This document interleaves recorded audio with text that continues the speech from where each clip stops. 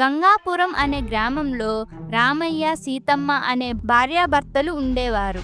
వారికి కొంత పొలం ఉండేది. వాళ్ళిద్దరూ ఆ పొలం దున్నుకొని సాగు చేసుకుంటే వచ్చిన ఆదాయంతో కష్టపడి జీవించేవారు. సోమయ్య దగ్గర తీసుకున్న అప్పు తీర్చవలసిన సమయం రావడంతో వాళ్లకు ఏమీ మిగిలేది కాదు. ఒకరోజు రామయ్య, సీతమ్మ పొలం దున్నుతుండగా నాగలికి గట్టిగా ఏదో తగిలింది. కష్టపడి మరికొంత తవ్వగా నేలలో ఒక రాగి బిందె దొరికింది.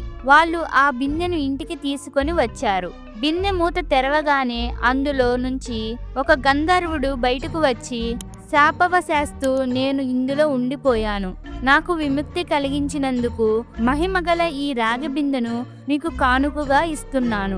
ఇందులో మీరు కష్టపడి సంపాదించిన డబ్బును వేస్తే మరుసటి రోజుకు అది రెట్టింపు అవుతుంది. క్రమంగా అన్యాయంగా సంపాదించిన డబ్బు వేస్తే మరుసటి రోజుకు అది సగం అయిపోతుంది. అదే ఈ రాగబిందె మహత్యం అని చెప్పి అదృశ్యమైపోయాడు గంధర్వుడు. ఆ రోజు రామయ్య, సీతమ్మ కష్టపడి సంపాదించిన డబ్బును అందులో వేశారు. మరుసటి రోజుకు అది రెట్టింపు అయ్యింది. ఆ విధంగా వాళ్ళు కష్టపడి సంపాదించిన డబ్బు కొంతకాలానికి వాళ్ళు ధనవంతులై సొంత ఇల్లు, పొలం, బంగారం అన్ని కొనుక్కున్నారు.